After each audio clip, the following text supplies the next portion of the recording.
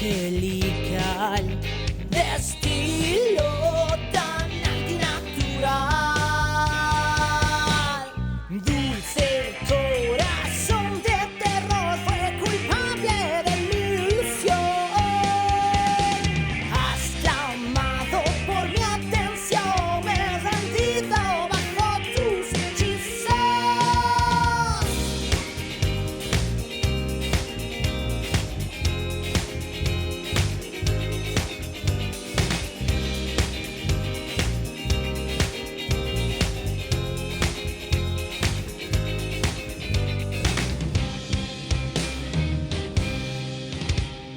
Lleva en su rostro el velo de ¿Cómo están? Muy buenos días, soy Ronald Fernández y esto es Diálogo Abierto. Como todos los días estamos con invitados interesantes, personajes de la política ecuatoriana y conociendo quiénes son, qué realizan y hacia dónde van. El día de hoy nos acompaña Cristian Chávez, candidato a la Asamblea Nacional por el Distrito Centro Norte, ¿no es cierto? Ya, y del partido Sociedad Patriótica, lista la 3.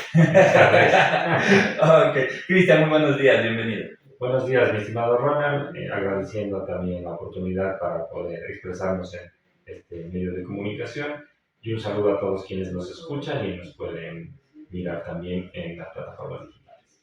Perfecto, bueno, bienvenido ante todo y bueno, vemos que estás en un movimiento, ¿qué podría decirse? Que tiene muchos matices, la lista 3. Cuéntanos, ¿por qué involucrar? Bueno, vamos desde el inicio. ¿Quién es Cristian Chávez? Bueno, Cristian Chávez es un quiteño, nacido en el norte de Quito, que prácticamente toda su vida ha vivido en el norte, estudió en el colegio militar, hizo sus estudios universitarios en abogacía en la Universidad San Francisco de Quito, tiene una maestría en Derecho de los Negocios fuera del país. Derecho de negocios. Derecho de los negocios. ¿Cómo es? ¿Derecho en negocios o derecho de los negocios? Derecho de los negocios. De los demás. O sea, no de los negocios en sí. Es como un derecho empresarial, al final de cuentas. Ya, a ver, cuéntanos, ¿qué es eso de derecho? La primera vez que escucho esa palabra, no había escuchado derecho de los negocios. Correcto, es una maestría que se abrió en España y es acerca de derecho societario, derecho civil, derecho internacional de comercio, abarca todas estas ramas y todas empujadas a los negocios empresariales y de la manera como se los maneja jurídicamente. Ilústrame. A ver, hasta donde yo tengo entendido, nosotros trabajamos aquí mucho con la plataforma cívica Nueva Sociedad, la que se encarga de capacitar y formar en proyectos sostenibles y sustentables, algo que América Latina todavía no ha incluido, no se ha vinculado todavía. Entonces, dentro de esto tenemos 4 áreas: caja contable, proyecto producto, línea de tiempo y escala de evolución. Las 4 reglas básicas del emprendedor, que en América Latina no lo sabe, y que esto se lo aplica mucho a Estados Unidos, por eso es el país de las oportunidades, y lo aplica mucho Europa, una parte de Inglaterra especialmente. ¿Cómo se vincula lo que nos acabas de decir con esta área del emprendimiento sostenible y sustentable? Correcto, muy buena pregunta, pero esto se enfoca más en cómo manejar nuestros negocios, enfocados desde el punto de vista jurídico. Por eso es una maestría en los que ya hay que tener conocimientos de derecho, lógicamente, para entender cómo manejarlo ya más a fondo cada negocio. Es decir, cómo manejar el tema laboral con otros empleados si es que decidimos contratar empleados, cuáles son los riesgos cuando entramos al tema de la competencia, para no incurrir en faltas contra la competencia, para no cometer infracciones que nos puedan perjudicar en cuanto nosotros formemos un emprendimiento. Es una asesoría jurídica en cuanto a la formación del emprendimiento y que se lo mantenga en el tiempo sin causar problemas jurídicos de multas, que las multas pueden a veces cerrar los emprendimientos, temas sancionatorios a los directivos o a quienes manejen los emprendimientos. Es una defensa jurídica que se tiene para que los negocios puedan sustentarse en el tiempo también. Claro, yo veo aquí que hay unas empresas que se han creado exclusivamente en eso, en esa parte de sostenibilidad y también del área jurídica, ya que eh, aquí se necesita bastante el tema jurídico para generar un negocio, una empresa, pero también Ecuador tiene una inseguridad jurídica porque prácticamente hoy tenemos una ley, mañana nos cambian la ley, mañana nos reforman la ley y total que no tenemos una garantía jurídica para el Ecuador. Y el peor problema de esto es que para ponerte un negocio, lo primero es que tienes que pagar patentes, registros, sacar todos los permisos. Y si tenías plata, pues se te acabó en eso. Y después, con lo que te sobra, ponte el negocio. O sea, ¿cómo haces eso? Claro, ese es uno de los puntales fundamentales de nuestro deseo de intervenir en la Asamblea, porque dentro de los emprendimientos, yo vengo de los emprendimientos del transporte. Y el transporte, Del del No, amarillo, del transporte de carga. del de carga, El transporte pesado. Y justamente lo que nos comenta, los problemas para obtener unas autorizaciones para realizar nuestras actividades son excesivamente demorosos. Nos demoramos 6 meses en una O autorización. sea, esto es burócrata. O sea, tenemos tanta gente que en vez de ayudarnos nos da tropiezos, nos pone piedras para que no avancemos. Correcto, y para solamente topar un punto específico, para obtener una licencia ambiental demora 7 años más o menos. 7 años en tener una licencia Para una empresa de transporte demora 7 años. para una empresa de transporte. ¿Y en qué te beneficia una licencia ambiental en una empresa de transporte? O sea, más que beneficiar, es un requisito Sí, normativo. es el requisito. Es la el norma. requisito, por supuesto, porque para nosotros poder transportar productos químicos peligrosos o cualquier tipo de producto que esté dentro de una normatividad, hay que obtener esta licencia. Ya. Y ahora estas licencias son casi imposibles. Bueno, hay O empresas sea, que estamos hablando de 7 años. ¿Esto quiere decir que es muy burócrata o tienen el tramitador que te puede hacer más fácilmente y que te va a cobrar más? Nosotros, o sea, desde nuestro punto de vista, ¿Esto dónde se saca esta licencia? estas licencias se las emite el Ministerio del Ambiente. Desde hoy ya tenemos una complicación. O sea, a ver, todo lo que está vinculado con el Estado es burócrata. Correcto. Y eso hace de que no está creado el Estado para ayudar, sino para ahorcarle al ciudadano. Correcto. ¿Cómo cambiamos estas normativas? Porque al final del día son buenas, pero te impiden seguir avanzando y te impiden generar el recurso que necesitas para vivir. Claro, ahí no coincidimos. Yo creo que no son buenas. O sea, porque las No son normativas buenas. están mal hechas. Ahí, en esa parte coincido contigo que están mal hechos los procedimientos. O no hay procedimientos. Hay los procedimientos, pero los procedimientos son demasiado engorrosos. Sí, pero a ver, no, me refiero, la Asamblea Nacional te crea leyes. Por supuesto. En ninguna de las leyes te crea el reglamento y te crea el proceso. Es decir, el proceso, cómo tiene que ejecutarse. El reglamento, qué se tiene que hacer. El reglamento lo crea el Ejecutivo. El Ejecutivo se tomará años, pero no lo hace. Y ahí van las dependencias ya de cada ministerio Y que cada tienen uno. que generar el documento para que el presidente Las apruebe. las apruebe y las regularice. Hay los reglamentos. Hay los reglamentos, pero los reglamentos son muy difíciles de cumplir. Y a veces no son ni siquiera difíciles de cumplir, sino que no existe una voluntad de los funcionarios en dar ese servicio que deberían dar. O sea, aparte de tener voluntad política de los representantes del pueblo, también tenemos que tener la voluntad del ¿cómo es que se llama? Del servidor público, El funcionario, por el supuesto. funcionario público, para que también le dé la gana de hacerte o de ayudar. Exactamente. Y, o sea, porque nosotros no lo vemos como que nos están ayudando, sino es su trabajo, Es obligación. es su obligación.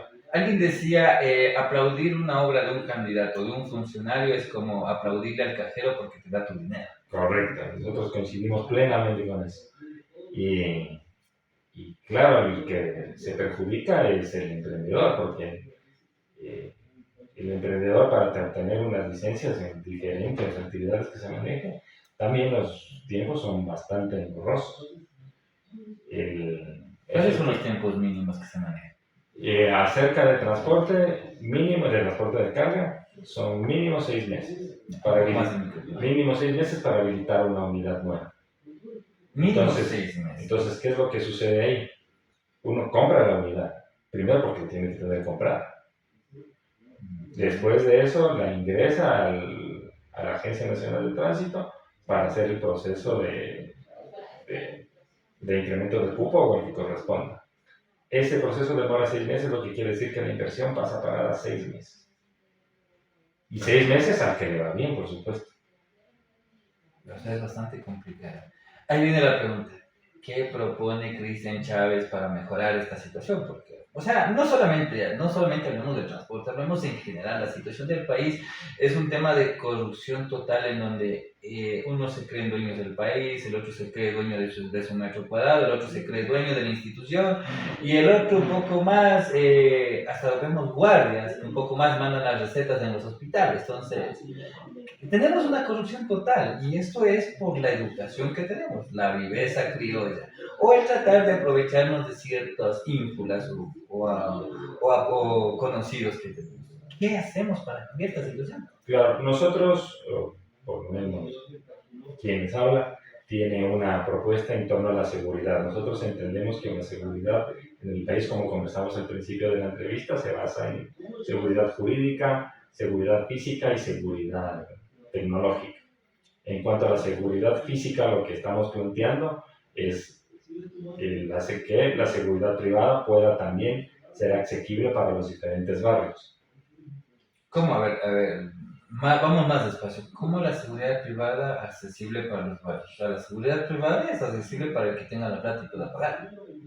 No tanto, porque la seguridad privada se encamina en urbanizaciones, en edificios, en eventos públicos, pero los barrios necesitan patrullaje. Todos los días veo yo en las noticias que la gente sale a defenderse con palos, que hay atracos en los diferentes barrios y se quejan de una falta de patrullaje, de una falta de seguridad. Sí, pero eso también es el que importa en los barrios. Vamos, ¿cuántos vecinos conocen a los mismos vecinos? O sea, hay algunos barrios que son más cohesionados dependiendo de cada barrio. Hay barrios que son más organizados, barrios que son menos organizados. O sea, sabemos que la delincuencia sale de los barrios, o sea, no es que viene del otro barrio, no es que nace de los extraterrestres y nos vinieron alguien me decía, es que los reptilianos están secuestrando a la gente. No, o sea, la delincuencia nace en los mismos barrios. Claro. El problema es que a la gente, algo que nos enseñaron en las escuelas de nosotros, tienes que salir a trabajar. ¿Qué pasa cuando uno sale a trabajar? Claro. Se encierra 8 horas en su puesto de trabajo y se olvida de que el del mundo existe. Y sales de tu puesto de trabajo, llegas a tu casa en horarios de la noche porque el transporte también es largo. ¿Y qué pasa? No vives ahí, no conoces a la gente de tu barrio, no convives con la gente del barrio. Entonces, cuando tenemos esta educación que nos implica en que tienes que trabajar, encerrarte en tu mundo, genera plata, ten tu mejor casa, sí, sube el micrófono, ten tu mejor casa, y cuando tengas tu mejor casa, pues el resto te importa. Y ahí caeremos en un déficit fatal, porque nosotros mismos somos los causantes de que al vecino puede estarse muriendo y tiene una necesidad, pero no nos importa porque no tenemos el tiempo, no llegamos, no convivimos en el barrio. Y cuando tenemos el recurso económico nos vamos a la playa, nos vamos de viaje, nos vamos a cualquier parte. Claro. Yo no creo que la delincuencia nazca de los barrios. Yo creo que la delincuencia nace de los delincuentes, de las organizaciones, de los GDOs, de que sale de las bandas organizadas, viene de otros sectores, no esencialmente del barrio llamado como barrio, como tal. Puede ser que algunos delincuentes sí vivan en los barrios y delincan en los mismos barrios, pero son reclutados en los barrios. Claro, pero decir que la delincuencia es de los mismos barrios, yo creo que el barrio no aspira a tener delincuentes en su barrio. Sí, pero claro, y los GDOs, por supuesto, lo que hacen es reclutarlos, sacarlos de los barrios, y a veces que delincan ahí mismo los delincuentes, o hay gente que ya realmente escasa de valores buscan los GDOs. Hablamos de barrios importantes en Quito: Atucucho, Comité del Pueblo y Ferroviaria, Amasta, Bucaram. 4 barrios, zona roja en Quito. Y los 4, la población no puede hacer frente porque la gente es del mismo barrio. El Comité del Pueblo, cuando le capturaron a la señora La Pastora, dueña de medio comité del pueblo. Por Dueña, o sea, no es que no era, ella era dueña con escrituras de varias casas del comité del pueblo. Por supuesto. Y ella era la que daba los espacios para que vendan las drogas y todo. Era gente del mismo barrio. Cuando la gente se levantaba en armas, ¿qué mandaba hacer ella? Ella les mandaba incendiar las casas. Entonces, ¿cómo protestas cuando la delincuencia la tienes dentro de tu barrio? Y la señora no es que vino, migró. La señora nació en el barrio, fue desde César Rodríguez, desde cuando se fundó Comité del Pueblo, y desde ahí se enquistó en ese sitio. Entonces, ¿cómo cambiamos esa metodología o esa dinámica cuando alguien vivió en ese sitio? Claro, por supuesto, las delincuencias a veces tienen, la gente del mismo barrio tiene miedo de sus delincuentes que ya están, Que son gente de allí ahí ya, y que les conocen. ahí ya corresponde a las fuerzas del orden, a los aparatos de justicia, proceder en cuanto a las denuncias para que la gente no tenga miedo. ¿Por qué tiene la gente miedo a las denuncias? ¿Por qué tiene ahora la gente miedo a las denuncias? Porque te agreden. Porque no hay Porque resultados, tienes familia. porque no hay resultados sobre sus denuncias. Más que no hay de Porque resultados, si es que es más fácil que el delincuente se entere de quién le está denunciando, porque tenemos mafias enquistadas en la policía, en la fiscalía, en todo lado. Tú haces la denuncia y al siguiente, antes de que llegue la policía, te llegan primero los delincuentes a reprimirle. claro, es por eso, porque la gente no denuncia porque no ve resultados. Entonces, si es que a mí me pasa algo y piensa la gente, si a mí me pasa algo y yo denuncio, voy a tener represalias en lugar de que las autoridades hagan algo sobre estos delincuentes.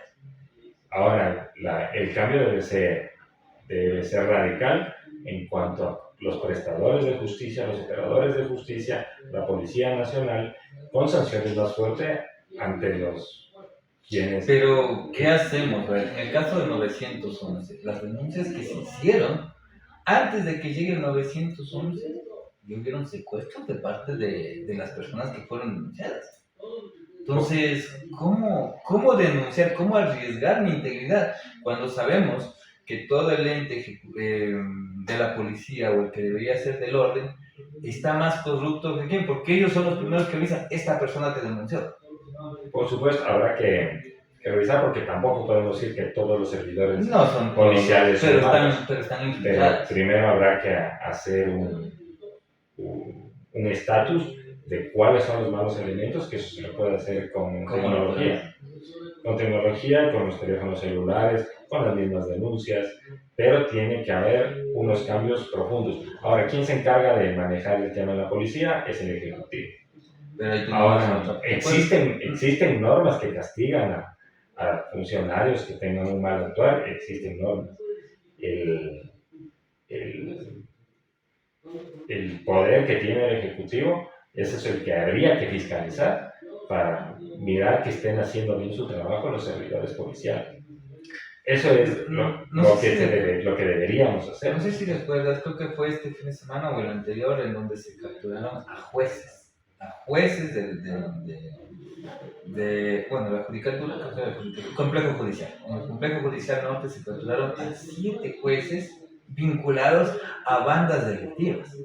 O sea, si el policía es honesto, perfecto, es honesto y le captura al delincuente, el delincuente le lleva, también se capturaron fiscales. Entonces, tenemos el ente de la fiscalía que está corrupto. Ya, pasó el fiscal que es honesto y le pone preso, y viene el juez y le suelta. Y abogados también incluidos O sea, ya. en estas Entonces, detenciones. tenemos todo un ente corrupto. O sea, yo no pensaría que son partes. Yo veo que la sociedad está corrompida y que prácticamente aquí el vivo vive del tonto. Entonces, ¿cómo hacemos para que cambiemos esa sociedad? Porque se necesitan leyes más fuertes, pero también se necesita una educación formativa en la que garanticemos que no volvamos, que no estemos trabajando en vano y que si yo hoy levanto la voz, mañana no sea otro desaparecido más, como uno de los casos que pasaron. Algo me mencionaba, la única persona que jamás será denunciada es el ex ministro del Interior, Jorge Serrano, o Pepe José Serrano. Jamás será denunciado, porque todas las denuncias de él han desaparecido. Claro, así es. Sí, entonces, para que no pase eso, ¿qué puedo hacer? ¿O cómo hacemos? Ahora, bueno, este es un proceso que no es que ¿Lo vamos a cambiar con una norma o de la Incontables luces, fuentes de tiempo, ojos y cuerpo de sal. Implacables curvas, fuego violento, mi demonio angelical. De estilo tan antinatural. Dulce corazón de terror fue culpable de mi ilusión. Hasta amado por mi atención, me he rendido bajo tus hechizos.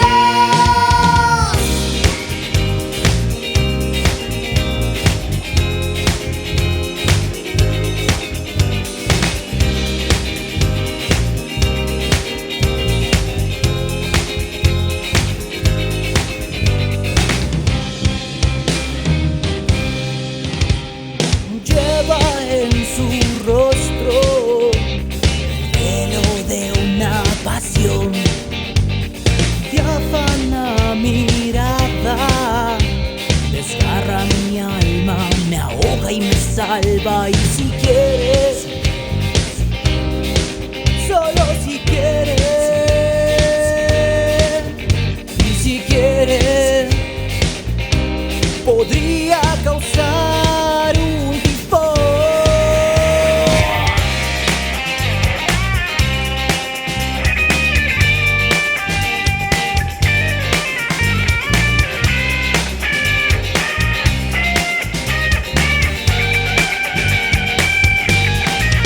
Mientras te comes más y más, mi corazón flotamos, entrelazando las almas, bramando latidos y dando ritmo. Oscura pasión y locura, fulminante preciosura que deslumbras. Alócame con tu dulzura. Dulce